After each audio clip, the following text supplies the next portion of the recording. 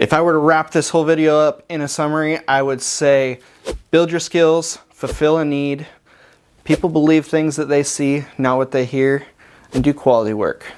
What's up, happy fabricators? Hope you guys are having a great day. In this video, we are going to be answering a more common question that I get on this channel and throughout my social media. And that question is, I just got my welder.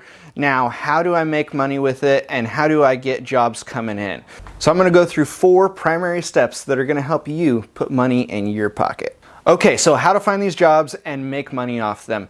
So like anything that I like to accomplish, I like to try to reverse engineer it. The first and foremost thing is you have to have the skills to do it. So I'm saying the number one thing is skills. Remember, we are assuming that you already have a machine to work with. Now, how are you going to go about getting these skills?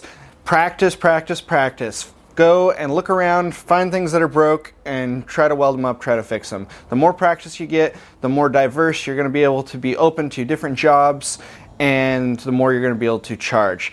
Now, of course, those skills are going to increase as you take on more and more jobs and do more and more different types of things. One of the things I like to do is charity work. If you see somebody has something that's broke, offer to fix it. That gives you the experience. That person is going to remember you for helping them out, and they are going to share your name with someone else. Okay, so step number 1 was skills. Step number 2 is making people aware of your skills. You can't expect people to bring you work if they don't know what skills you have, they haven't heard it somewhere. So you need a salesman. You can hire a salesman, but we're going to assume starting off that you can't afford that, so you are going to have to be your own salesman. First thing you're going to do is go online and spend $15 and make yourself some little business cards and write down your name, your information, and a brief description of what your capabilities are. So as you can see here, I wrote providing TIG welding, MIG welding, fabrication, CNC plasma work, and basic machining skills. So I have 2 different cards for 2 different things. You don't need 2 cards to start out with, just get yourself 1 card. One of mine is for more of my social media aspect, and the other one is for business inquiries or actually physical work. And I actually need to make a 3rd one because I just got a P.O. box because lots of you guys have asked if you could send me stuff and I didn't have a place that you could send it. So I will leave my P.O. box number down in the description below. I'm going to be making new cards with those. So now that you have your cards made, what are you going to do with them? Now you could put them in the normal places that people put these. You can put them in the gas station billboard or the parts store billboard. But what I want you to do is re-engineer this situation. I want you to assess the tooling and machines that you have, whether you have a TIG welder, a stick welder, a MIG welder. These machines serve different purposes and will cater more to specific industries. So what does a good salesperson do? A good salesperson tries to fulfill a need. So you are going to take the equipment that you have and determine what capabilities you have with that equipment, and then try to find an industry that is going to have that need. So we're just going to throw some examples out here. To start off with, we are going to talk about repairs because everybody needs repairs. So let's say you have that MIG welder. You can do mild steel for the most part with that MIG welder. Sometimes you can get a spool gun on it. So what industries have equipment or parts that are primarily made out of mild steel that are going to be under heavy wear and potentially breaking? One of them that stands out, especially for beginners, is the lawn care industry. Lawn care people can be very hard on their equipment and things break because they're running over things they don't see in the grass or whatever. That's going to be a good place to go drop your card off. Maybe you have a local automotive shop. A lot of automotive shops do bolt-on stuff and they don't necessarily have people who can weld in shop. Another thing that can tend to take a little more of a skill set is the earth moving industry. If you have places where there's dump trucks have so much wear on them and there's continually stuff cracking and breaking. Or maybe you have a TIG welder. In that case, that machine targets more non-ferrous metals. So you're gonna look for an industry that has corrosive stuff. So maybe by water or whatever. So maybe you go drop your card off at a marina or somewhere like that and show that you would offer repairs for aluminum and stainless, that kind of thing. So the next thing you're gonna do when you go to deliver your card to this specific industry is you're not gonna go in timidly and stick it on the billboard. You're going to find somebody to talk to and find somebody that you can shake their hand.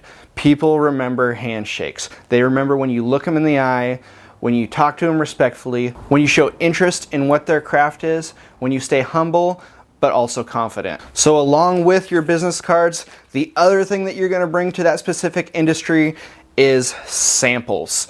People believe what they see, not what they hear. So oftentimes I will bring along things like this. This is a hood hinge that I built for my '79 Ford pickup. And what this does is this shows my level of craftsmanship. This shows my capabilities. It can show what I can do with my CNC plasma cutter, or if I cut it out by hand. It's just an all-around something that you built yourself and will display your skill set and capabilities. I also bring along just little coupons. I got this little aluminum one that I pack around, and I've got a little weave weld on it and some fillets and some flat beads.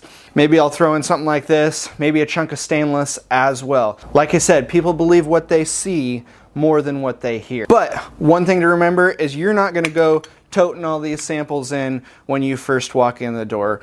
You can't just go in and drop this in and be like, look what I can do. That's going to turn people off. Keep your samples in the car, develop a relationship, show interest in what their craft is, and then if the opportunity arises, you can be like, well, if you want, I could have some samples out in the car that I can show you of some work that I've done, or you can pull your phone out at that point and start showing pictures. Because remember, the whole point in this is to create an opportunity to fulfill their need, not to show off your stuff. Okay, step number 3. Once you've developed your skills, you've made people aware of your skills, you've done some charity work to get your name out there, and also build your skills on top of that, you're going to have a couple jobs rolling in. Step number 3 is to do those jobs to the best of your ability. Do quality work and go above and beyond. Don't be afraid to reach out to mentors or maybe other people who've had experience with that specific job that you've had coming in. It is worth doing it right and getting good work associated with your name. And finally, step number 4 is document the job well for a couple reasons.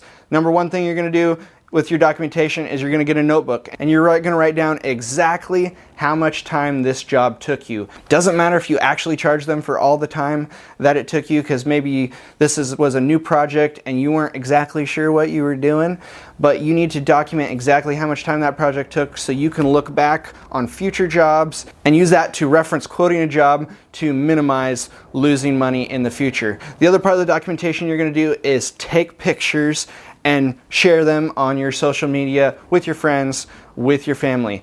Like I said, people believe what they see, not what they hear. And if you get things out there that have your name attached to them that people can see, they're going to believe it and they're going to send work to you when they have it. If you guys agree or disagree with anything that I said in this video, I would love to hear your thoughts and opinions down below in the comments section. So once again, if you guys want to see more fabrication content, click some of the links that are going to pop up here. If you want to be notified of upcoming videos, hit that subscribe button and go build something, guys.